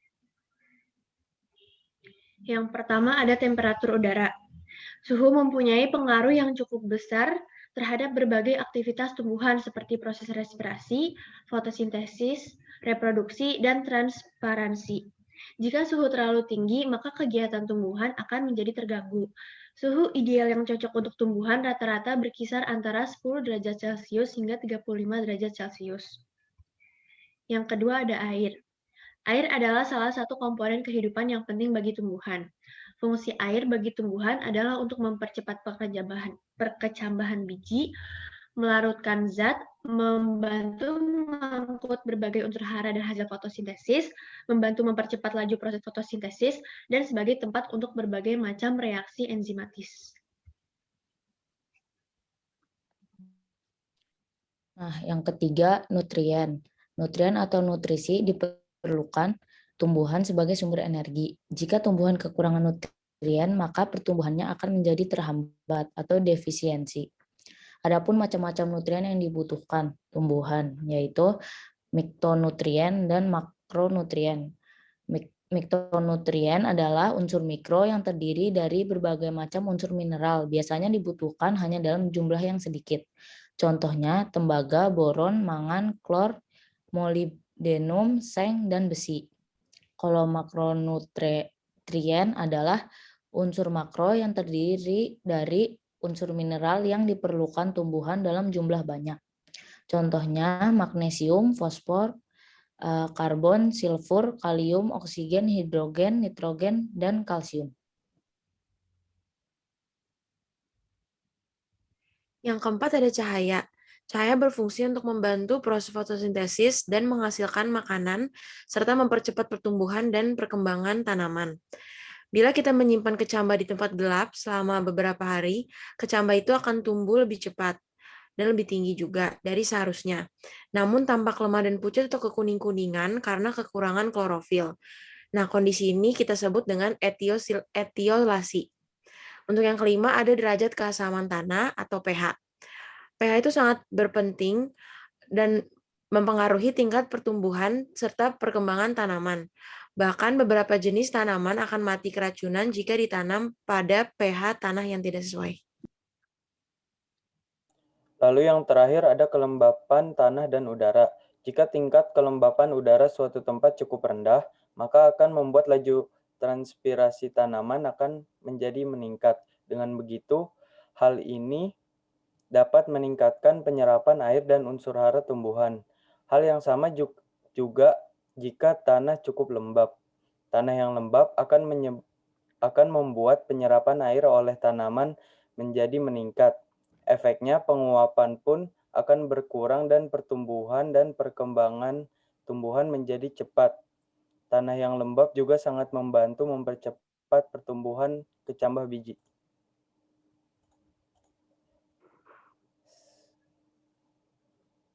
Sekian dari kelompok kami. Mohon maaf apabila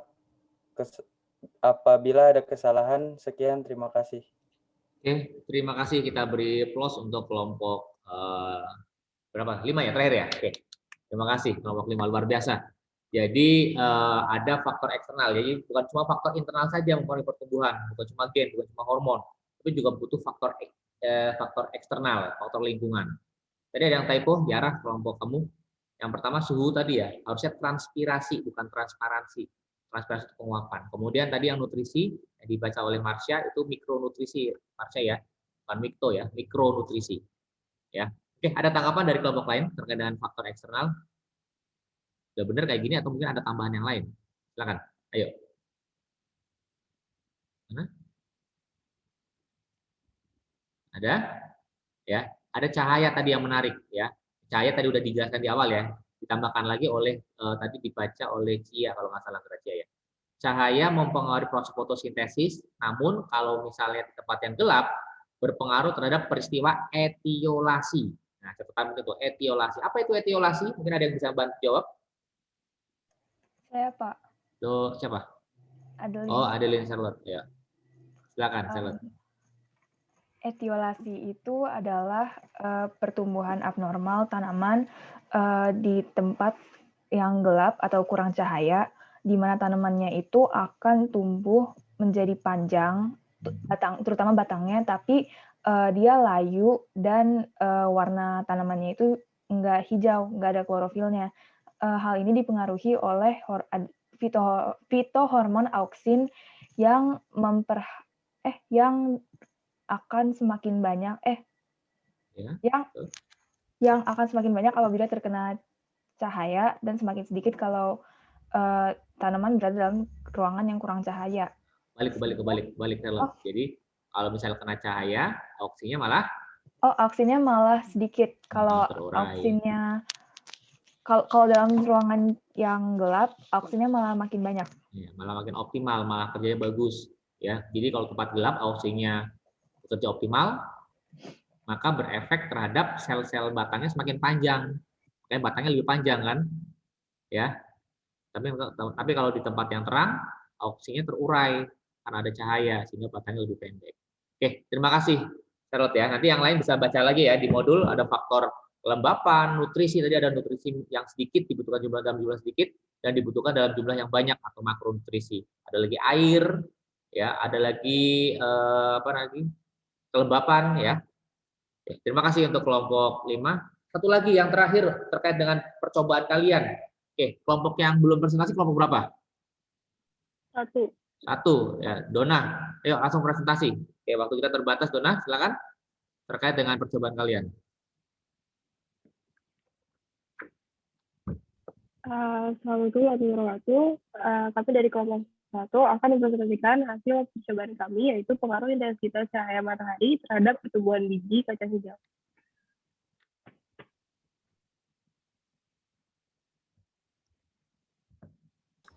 Yang pertama ada rumus massa yang kita cari dulu. Yang pertama itu ada apakah ada pengaruh cahaya matahari terhadap pertumbuhan biji kacang hijau. Kemudian yang kedua, bagaimana cahaya matahari dapat mempengaruhi proses perkecambahan. Nah, tujuan dari percobaan ini adalah untuk mengetahui pengaruh cahaya matahari terhadap pertumbuhan biji kacang hijau dan juga dapat menjelaskan pengaruh cahaya matahari terhadap proses perkecambahan. Untuk hipotesisnya yang pertama, bila kacang hijau yang terkena cahaya matahari akan terlihat lebih baik dan sehat dibandingkan dengan yang tidak terkena cahaya matahari. Untuk hipotesis alternatifnya, ada perbedaan pada pertumbuhan dan perkembangan biji kacang hijau yang diberi cahaya matahari dan yang tidak. Untuk yang hipotesis nolnya, tidak ada perbedaan pada pertumbuhan dan perkembangan biji kacang hijau yang diberi cahaya matahari dan yang tidak. Yang kedua, dalam proses perkecambahan kacang hijau yang dipengaruhi cahaya matahari akan mempercepat pembelahan kotiledon untuk pembentukan daun. Variabel penelitiannya untuk yang variabel bebas itu terdiri dari cahaya matahari, variabel terikat atau responnya pertumbuhan dan perkembangan biji kacang hijau, dan variabel kontrolnya itu kapas, air, suhu, kelembapan, kebersihan dan wadah atau tempat pertumbuhan biji kacang hijau, serta kualitas dan kuantitas biji. Alat dan bahan yang dibutuhkan itu yang pertama ada gelas bekas air mineral 2 buah, 8 biji kacang hijau, air, penggaris, dan kapas. Langkah-langkah yang harus dilakukan yang pertama itu mengambil 10 biji kacang hijau dengan kondisi yang baik. Merendam biji kacang hijau dengan air selama 1 hari, mengisi 2 gelas plastik yang telah diberi label dengan kapas yang sama keadaannya, menanami setiap gelas plastik dengan biji kacang hijau, meletakkan gelas pertama di tempat yang terkena sinar matahari dan gelas yang kedua di tempat yang gelap, menyiram setiap gelas plastik dengan air dengan volume yang sama setiap hari, mengamati dan mengukur tinggi kecambah kacang hijau setiap hari selama 5 hari, menulis hasil pengukuran. Nah, untuk dokumentasi kegiatannya, ini tuh hari pertama, di sebelah kiri ada dokumentasi dari yang kena matahari atau di bagian terang, lalu yang sebelah kanan ada yang di bagian gelap. Lalu bisa dilihat di hari yang kedua, mulai mau tumbuh. Ini hari yang ketiga, yang di terang udah lebih tumbuh dan berwarna hijau. Lalu hari keempat, yang gelap menyusul dan lebih tinggi namun berwarna kuning. Lalu yang kelima bisa dilihat, yang terang dia tinggi tegak dengan berwarna hijau, lalu yang di gelap dia layu dengan daun berwarna kuning. Nah, data hasil pengamatannya bisa dilihat di hari dari terang dan gelap ini, di gelap sampai hari kelima dia pertumbuhannya lebih cepat. Namun batangnya layu dan daunnya berwarna kuning. Namun kita lihat lagi di yang di terang, dia pertumbuhannya lebih lama, namun dari kualitasnya dia batangnya lebih tegak dan daunnya berwarna hijau. Kita lihat di grafik analisisnya, bisa dilihat yang berwarna merah ini adalah grafik dari pertumbuhan kacang hijau yang di bagian gelap, seperti yang udah disebutin Adeline tadi, kalau misalnya dia di gelap dia lebih cepat karena ada hormon auksin itu, dan grafiknya lebih tinggi. Lalu untuk analisis data dari data yang telah dikumpulkan dalam percobaan, cahaya ini memiliki beberapa pengaruhnya. Yang pertama adalah membantu dalam proses fotosintesis yang dapat dilihat dari banyaknya klorofil dalam tanaman yang berada dalam ruangan yang lebih terang. Lalu mempengaruhi pertumbuhan. Jika tidak ada sinar matahari akan tumbuh lebih cepat, memiliki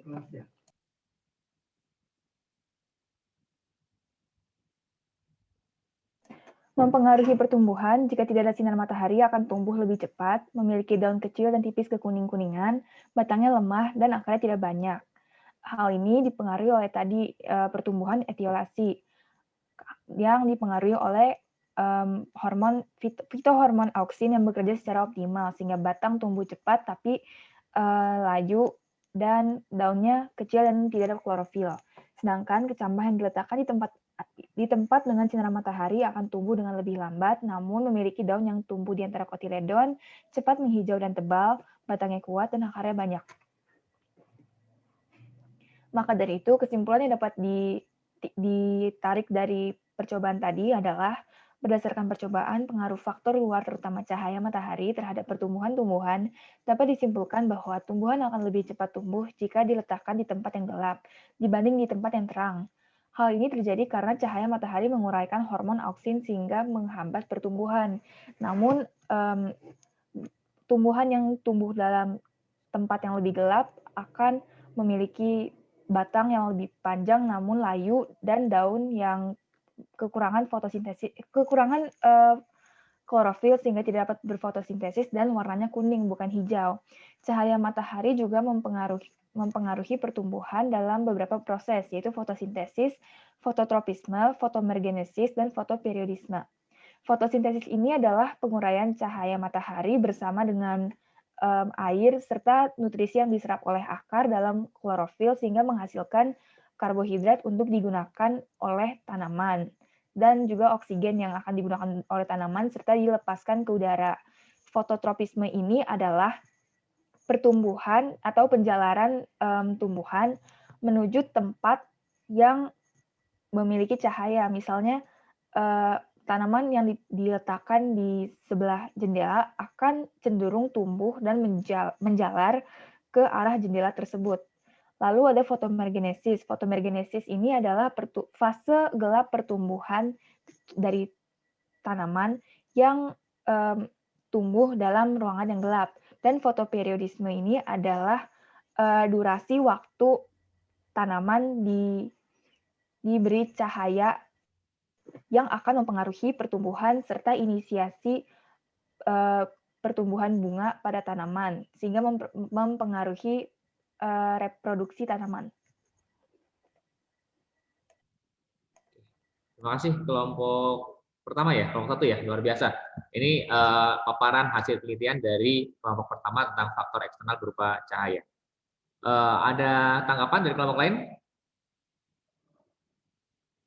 Tadi ada istilah fotoperiodisme dan sebagainya sudah ada di modul saya ya, tentang respon tumbuhan ya terhadap lamanya penyinaran, terhadap munculnya bunga ya.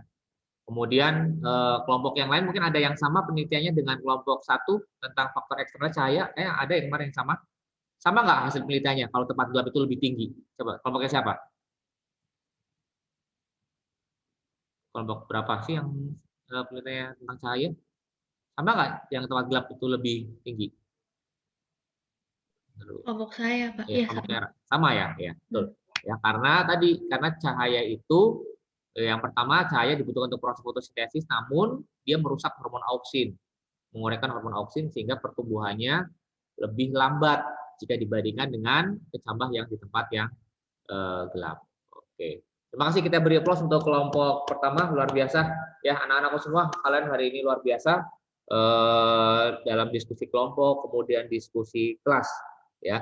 Nah, dari sekian banyak aktivitas yang kita lakukan tadi, kira-kira ada nggak dari kalian yang ingin menyimpulkan tentang hasil diskusi kelompok dan diskusi kelas terkait dengan aktivitas kita hari ini?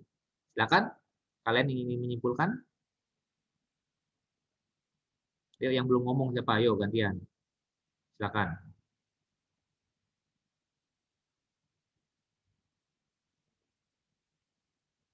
Yuk, ada 20-an anak nih. Ayo, satu. Ayo, berani.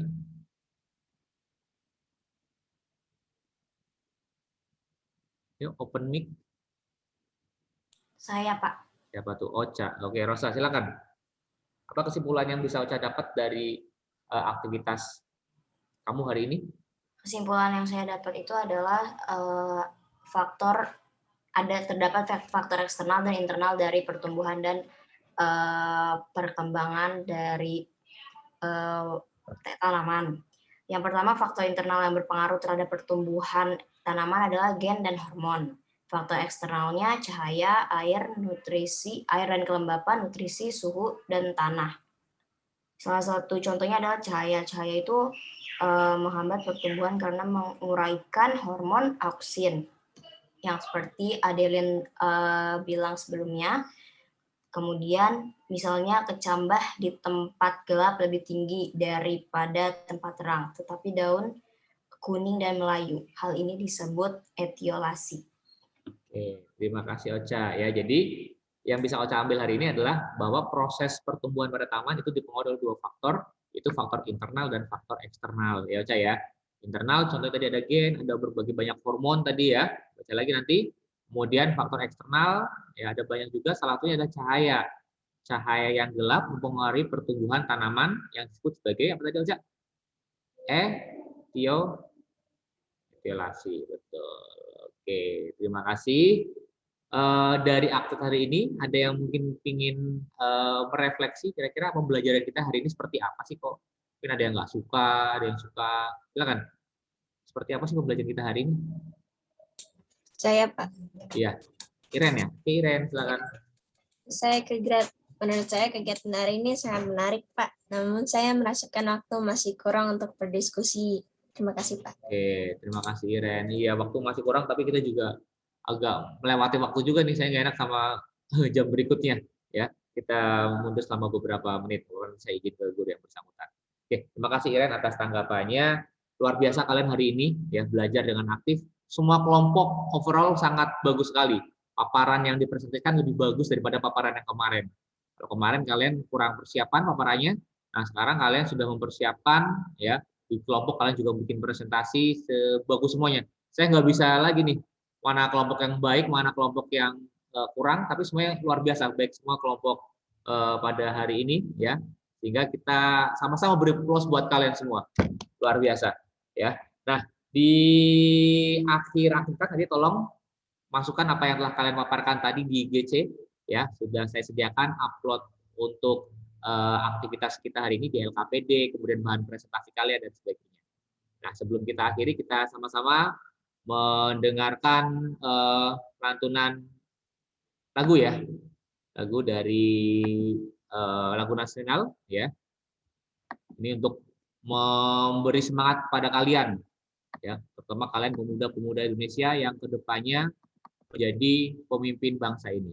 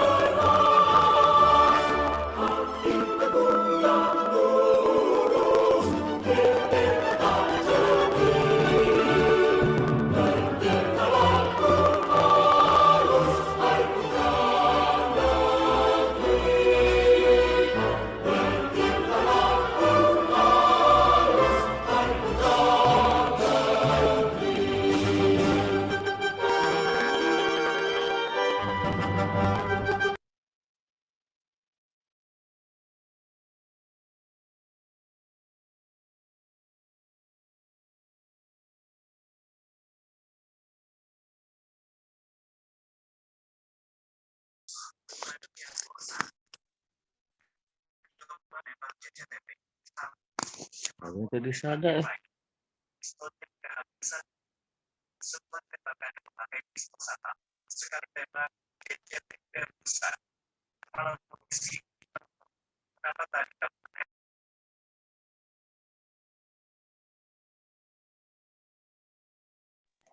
Bapak masih di mute, Pak. Ya, terima kasih. Ya, terima kasih kepada kalian semua. Hari ini kalian luar biasa ya. Kalian pemuda-pemuda Indonesia yang tangguh ya. Jangan banyak bicara tapi banyak bekerja. Itu tadi salah satu lirik dari lagu yang sama-sama kita dengarkan tadi ya.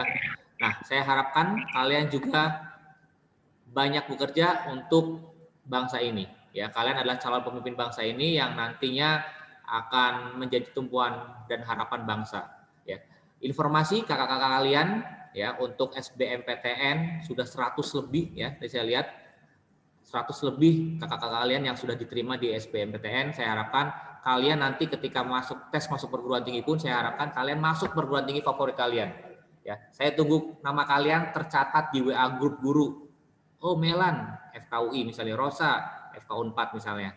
Amin. Makanya semuanya nanti terserah kalian, nanti kalian pengen masuk perguruan tinggi mana, saya tunggu nama kalian tercatat, terpampang di papan pengumuman di SMA 21 bahwa kalian adalah mahasiswa PTN favorit, masuk PTN favorit sesuai dengan favorit kalian. Itu ya. Di akhir nanti ada kuis, ya, kuis formatif. Silakan kalian isi. Saya berikan waktu 10 menit untuk kalian mengisi tes tersebut. Oke. Silakan salah satu dari kalian untuk pimpin doa, ketua kelas. Sebelum mengakhiri pembelajaran biologi pada hari ini, ada baiknya kita berdoa menurut agama masing-masing. Berdoa dimulai. Berdoa selesai. Oke, terima kasih semuanya. Semangat terus untuk belajar, semangat terus untuk meraih cita-cita. Ya. Sebagai informasi, tes formatif kemarin, ya, sebagian besar 50% kalian dapat 100, ya. Hanya 2 orang saja yang masih di bawah KKM, artinya masih nilai 70 dan 50. Saya harapkan hari tes formatif ini kalian mendapatkan nilai yang lebih bagus lagi. Oke, semangat terus ya. Terima kasih. Assalamualaikum warahmatullahi wabarakatuh. Salam sejahtera bagi kita semua. Oke, dadah. Terima kasih banyak Bapak. Makasih Bapak. Makasih Pak. Terima kasih, Pak. Terima kasih, Pak. Ya, sama-sama.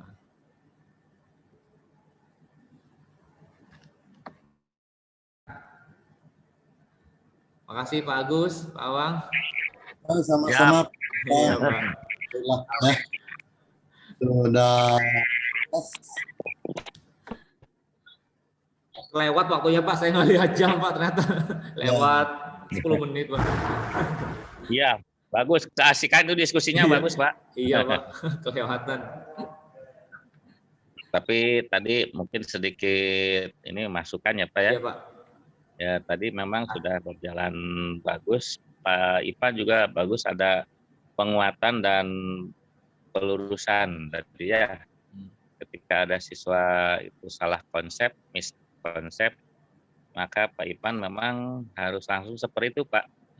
Ya, ketika tadi perbedaan aktivitas di tempat terang dan gelap ya Pak ya. Iya betul. Nah itu kalau bisa terjadi miskonsepsi, nah itu memang bagus Pak Ipan ya. Jadi cirinya guru menguasai materi itu seperti itu. Jadi jangan dibiarkan ketika ada kekeliruan di siswa, ya kalau hal yang penting itu memang lebih bagus disampaikan pada waktu itu. Langsung kemudian tadi ya diskusinya memang sudah berjalan bagus Pak, lancar ya.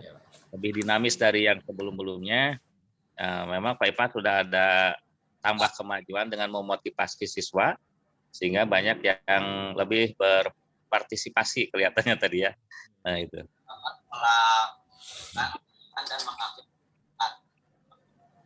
Ya. Ya, terima kasih banyak Pak Agus. Mangga Pak Awang. Oh ya. Ya Pak Irfan, alhamdulillah untuk siklus ini berjalan dengan lancar ya. Ini ada masukan dari Agus sudah saya ulang. Jadi mudah-mudahan untuk siklus yang satu kali lagi Pak Irfan ya. Iya Pak, satu lagi Pak. Satu lagi. Untuk yang satu lagi siswanya masih ini Pak. Masih sama Pak? Oh, masih sama. Iya Pak. Sudah cukup baik lah untuk ini, hanya dengan waktu yang lebih nanti Bapak bisa mengambil mana yang perlu dibilang. Sesi diskusi kan lama sekali ya. Iya Pak. Diambil yang tatkala Pak Irfan masuk, lalu mana yang lebih komunikatif, yang lebih interaktif, agar bisa menghasilkan video yang bagus, yang pantas ditonton dan pantas nanti untuk menjadi contoh bagi yang lain. Saya harapan begitu. Jadi walaupun pakai Zoom yang dikatakan yang standar, tetapi bisa berjalan. Kamu bagus ya. Terima kasih banyak Pak. Ya. Ya, itu aja Pak Ipan. Mungkin penambahannya nanti pada saat ini ditampilkan rekaman semuanya dulu ya Pak. Iya Pak. Nanti di editing Bapak boleh ini memberikan prolog terlebih dahulu. Nah ini tambahan dari saya mungkin sebagai guru pamong. Hasil pertemuan kemarin bahwa guru itu wajib Pak menampilkan badan seluruh tubuh Pak. Jadi Pak Ipan nanti berdiri di depan kelas atau di depan halaman sekolah gitu ya, sambil memperkenalkan sekolahnya. sekujur tubuh Pak, karena ada kemungkinan Pak Ipan ini pakai kolor katanya gitu. Iya, Pak. Ya, Baik Pak, baik Pak, jadi siap. di sini nanti di nilai video itu ada kesamaptaan, kemudian ada memesona ya. Nah, termasuk dari segi pakaian, tampilan itu kita bisa menilainya mungkin pada saat Pak Irfan memberikan prolog ya. Bahwa pada kali ini kita akan mengadakan pertemuan misalnya dengan materi pembelajaran apa dengan metode PBL. Ya, selamat berjumpa di SMA 21 ya Pak? Betul Pak. Satu Jakarta dengan misalnya pakai visi misi boleh lah gitu. Nah gitu-gitu. Nah Pak Irfan itu tampil jangan sambil duduk seperti ini ya. Nah, kalau yang kemarin-kemarin kan sambil duduk ya Pak. Iya. Sepotong lah gitu. Nah nanti itu yang di UKIN Bapak Ibu wajib tampil seluruh badan dengan berpakaian lengkap sehingga terlihat karena di sana ada penilaian tentang penampilan Pak. Ada penampilan dari pakaian ya. Kemudian gerak, gestur tubuh ya dan lain sebagainya. Barangkali itu Pak tambahannya ya. Baik, Saya ingat itu ya. Ya. Ya. Terima kasih Pak Ipan. Pak Irfan jadi harus ada kameramen khusus ya. Ya. Khusus tidak hanya menggunakan aplikasi ini. Silakan mungkin yang lain juga nanti bisa diberikan masukan. Dan Pak Agus sudah share ya untuk contohnya waktu di grup ya Pak ya. Ya. Contoh. Ya. Ya. Baik Pak Awang. Terima kasih baik Pak Awang, bagus. Ya. Ya, terima kasih Pak. Saya Alip ya. Iya Pak, terima kasih banyak. Assalamualaikum Pak Awang, terima kasih Pak. Salam. Ya, sama-sama.